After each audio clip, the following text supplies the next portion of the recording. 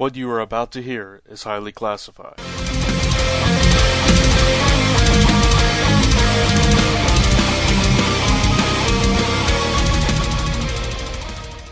Welcome back to The Zone. I'm your host, Brant Fowler, and this is a clip from episode number 139 of Zone 4, which goes live today on 11/11/11. We talk about immortal and mythological characters. We also talk about military-themed comics or characters in honor of Veterans Day. More shout-outs to our Facebook fans. We play more of Zone 4 Pyramid. We talk about all kinds of stuff up front for the first 20-30 minutes of the show. We have a lot of fun with it. We announced the winner of the Name My Sword contest for the Zone 4 webcomic, so you don't want to miss it. So enjoy this clip. If you like it, go check out the show at comicrelated.com or via our RSS feed at zone4.libsyn, that's libsyn.com/RSS. You can find us on iTunes, get the app for your smartphones, or you could head over to our Facebook page at facebook.com/zone4podcast and just hit play there.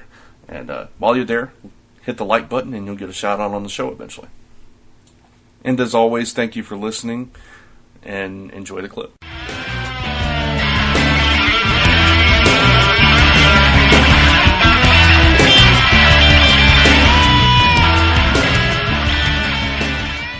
Well, again, let me throw out a little hint to our loyal listeners here.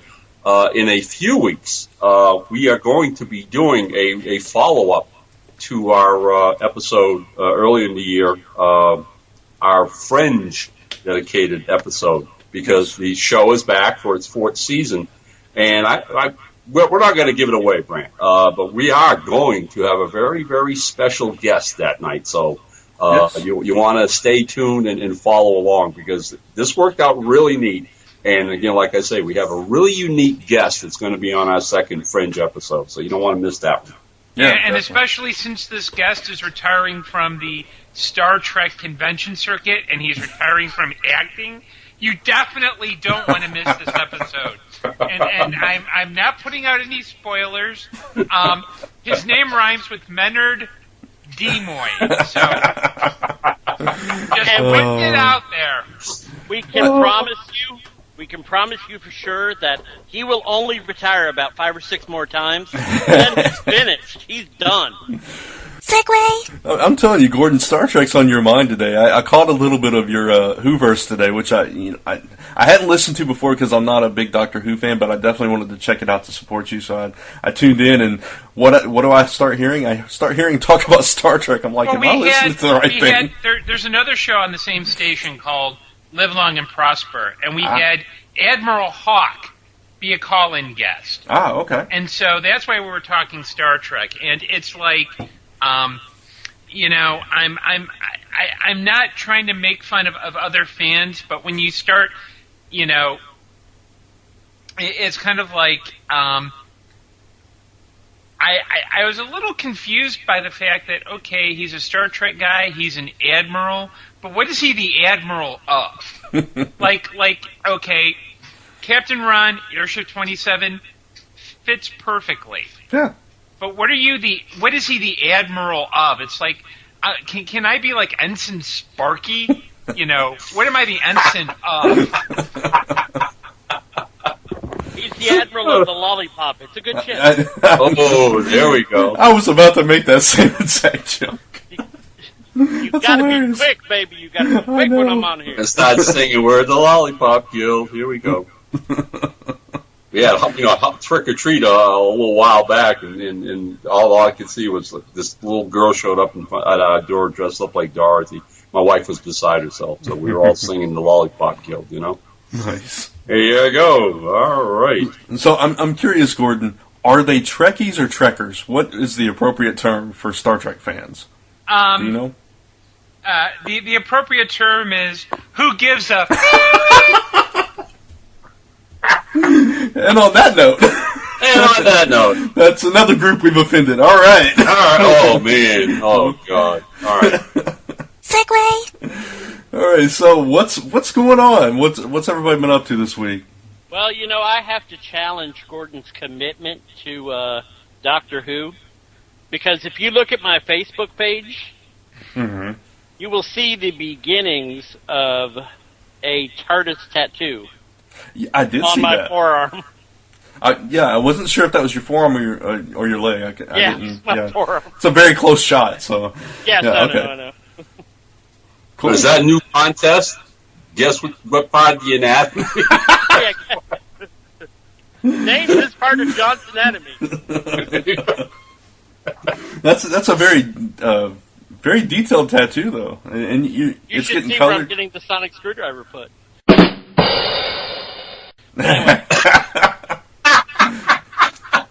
No comment on that. Yeah, we'll let that one go. Ooh. Yes. That's But- what she said, but anyway. In 2 weeks it gets color. Wow. So, yeah. Way to go, John. All right. Cool. So, Gordon, do you have any tattoos? No, thank God. And this has been your episode of Tat Talk. Yeah. Welcome to Tat Talk with your host, Kat Von D. And No, but I can do John one better. I am How's that? planning the 3rd edition of Doctor Who 101. It's an event that I put on with the Chicago Nerd Social Club. And it's basically a bunch of Who fans getting together. We talk about the show. We hang out. We have fun. It's kind of like an episode of Zone 4 without John as a co-host. So it's that same kind of spirit. Did I say that out loud? I'm sorry. what fun is so that? So November 19th, it's a Saturday afternoon, 12 p.m. It's RSVP only, so seats are limited. Once they're gone, you can't get in. So head to doctorwho101.eventbrite.com. Cool. Awesome. Excellent. Terrific. Besides whoever sneezed just now. Clear my throat, All right. guys. Yeah. Oh.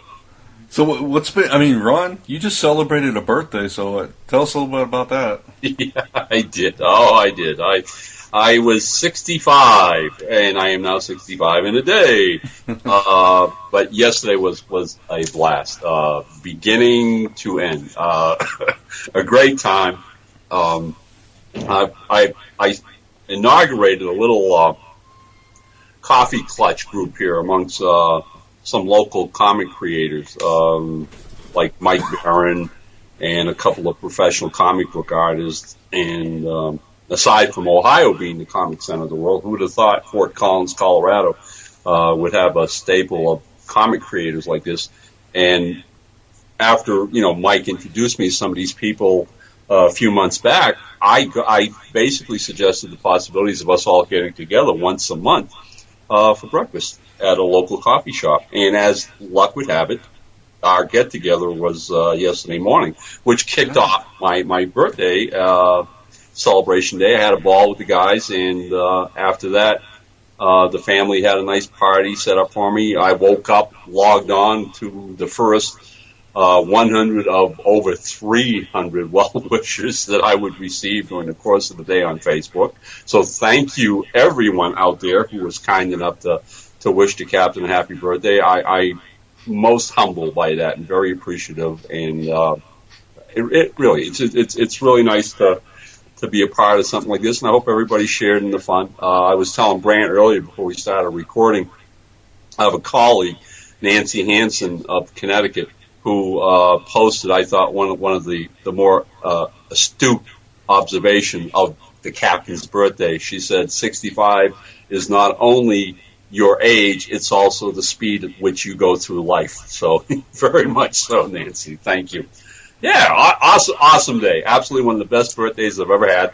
And I got some very cool little gifts along the way, like Batman Year One, the Blu-ray edition, Brant. Nice. Which I watched this afternoon and enjoyed immensely, including the Catwoman special that's on that disc. Yeah. I also got my favorite film of this year by all means, Captain America: The First Avenger on Blu-ray. And what else? Oh, somebody got me a copy of a little movie, World War I aviation movie called Fly Boys, that didn't do all that well at the box office, but obviously because of my interest in that kind of aviation and everything, I enjoyed it a great deal. And some of the aerial dogfight scenes, the World War I dogfight scenes, were really, really well staged. So I have a Blu-ray copy of that. And my daughter got me a brand new Star Wars T-shirt, which I will be wearing it at con. So all in all, a great day. And as Brant has already alluded to, I'm not a cake guy. So when my birthday rolls around, God bless my lovely wife Valerie, she goes out and gets me a cherry pie. That was Nice. so good. Of course, I had to go walk another half a mile this morning to walk off those calories, but it was worth the effort. So, yeah, that was my day. Very cool. Awesome. All right. Well, I watched Fast 5 last night, and On purpose? yeah, no, I'm a fan of the Fast and Furious franchise. It's a popcorn action movie, you know, but you know, I enjoyed it, and I'm a fan of Dwayne "The Rock" Johnson too. So, Well, there you go. yeah, so yeah, I mean the movie wasn't without its flaws, but it was really fun. But I wanted to bring it up for one thing because it kind of has something in common with comic book films, in that during the credits it had an extra scene, which I don't remember seeing that too much in non-comic films. Maybe it's been done before, but I don't remember it a lot. Excuse me. And the way the movie ended, I'm not going to spoil it for anybody that hasn't seen it, but the way the movie ended, it kind of gave you a nice closure ending to the whole franchise, which is like 5 movies deep right now. Right. And it's like, okay, that's a nice closure. It makes sense. Everything fell into place. And then this extra scene, and the extra scene does feature The Rock, who was a leader of a task force that was out to bring them to justice or whatever during this movie. And it features him, and you're like, at first you're watching the scene, it's like, okay, maybe they're passing the franchise on to him, and then another character from one of the past Fast and Furious movies that was not in this movie, this person comes into this scene, and then they talk a little bit, and it reveals another element to this that kind of kicks off it's a really jumping on point to another sequel, which, if you're not a fan, whatever. If you're a fan, that's cool. But the thing was, the way it was done was just like these comic book movies where they give you this little extra scene that just buzzes you up for the sequel with something that you're not expecting or something that's really cool. So for fans of this franchise, it was a really cool thing to see this. And it's like, oh, that's really cool. So, And another cool thing about this movie was it was kind of the best of all these movies. They brought in a bunch of characters from all the past movies into this one, and they all teamed up. So it was neat.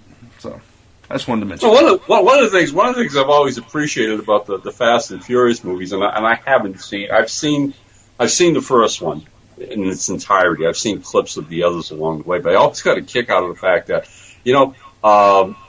basically it's like, here's a franchise that you sometimes suspect was actually inspired and created by the Hollywood stunt drivers who were out of work since after Smokey and the Bandit died, I was about to say, this generation's version of Cannonball Run. Yeah. Exactly. So, if nothing else, these movies have kept all these guys very busy and employed. And some of the trailers I've seen from some of the action sequences, the driving sequences in this particular chapter, Brant, look incredible. I mean, these guys are amazing drivers. Mm-hmm. Yeah, I have fun with it. Like I said, it's a big popcorn action flick more than anything. But I have fun with those. So I just thought that whole extra scene with the lead off to a pending sequel was really cool the way they did it. So. Yeah, you'll occasionally catch that in some sci-fi movies. Okay. Like, I don't know why it jumped in my head, but for some reason, do you remember the really bad Masters of the Universe movie with Dolph Lundgren? Yes, I do.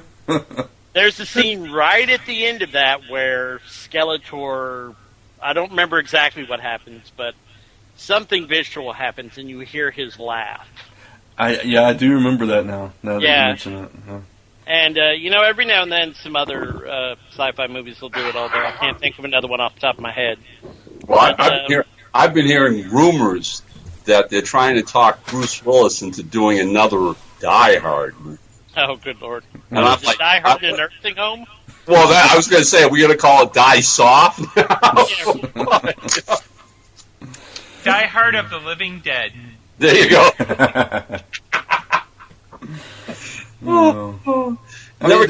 Never kill a good franchise. You know what I mean? Come on.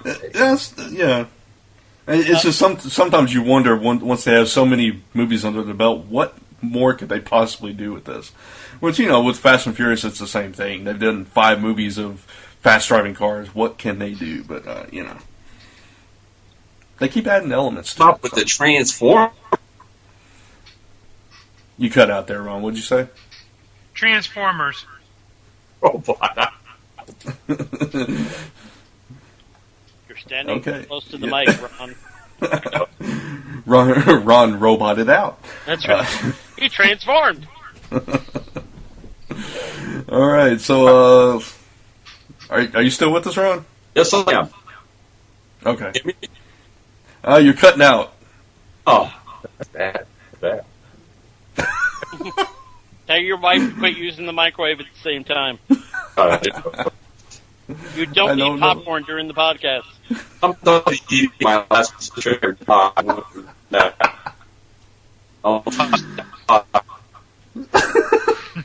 For those who can't understand Ron is saying that he's going to give all of his money to Zone 4.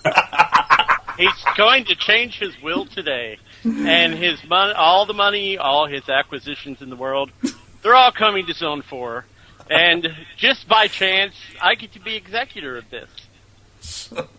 So I'll be the only one who knows how much money it was.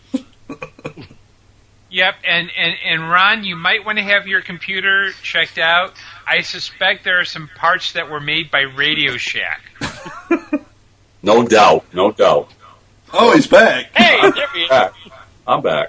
Okay, that was funny. I don't know what happened there. Let's move on. Segway. Please. Yeah, there's one news story I did want to mention before we get into the other segments of the show. That we touched on this last month when the whole DC New 52 launched with the number ones and how their sales did for the month of September. Well, the diamond sales, which take that with a grain of salt or whatever, but they released them for the month of October with the number 2s, and apparently DC is still holding very strong with this whole initiative of theirs. In fact, they kind of blew Marvel out of the water this month, and they had 42.47% of the market share. Marvel had 29.10%. Wow. Well, Marvel is firing people and right, cutting some books out and various other things. So yeah, it's interesting. I looked up of the top 100 selling single issue comics for the month. DC had 60 of them. Wow. Yeah, 60 out of 100. With that said, I really don't see how they're doing so well, because with the exception of Aquaman, I haven't really liked any of the New 52. Really? Yeah, I've been disappointed kind of across the board. Okay. From what I've read, I've liked about half of what I've read, half I haven't. So, I really had high hopes for Justice League Dark. That's disappointed me. Deadman has disappointed me. Pretty much all the mainstream, the like middle of the road DC comics have disappointed me. Like I said, except for Aquaman. Aquaman has been the one saving grace. I've liked Aquaman. I actually like Justice League Dark, and I've liked the Green Lantern books. The other stuff is kind of, I could take it or leave it. I guess I'm finding them plotting, actually. Okay. It seems like they're taking such a long time to get going. Well, that is true, but and that might be why they're selling. It's like people, perhaps. Yeah. It's like, okay, because if I understand, maybe I'm misremembering, but wasn't the whole point of doing this relaunch was to tell like brisker storytelling, to not get involved in all sorts of arcs and things like that, as opposed to be a little bit more kind of self-contained, get to the end and move on type of storytelling? Or am I just misremembering that? Well, I think to start off, they definitely wanted to keep each book contained within itself, more or less, and tell stories that didn't so much rely on past continuity and all that kind of stuff, and keep it pretty straightforward. Yeah, and honestly, aside from a few exceptions, I think they've tried to do that at the very least. There's a couple that kind of give nods back to past continuity, but by and large, I think they've tried to keep it pretty straightforward, from what I've read.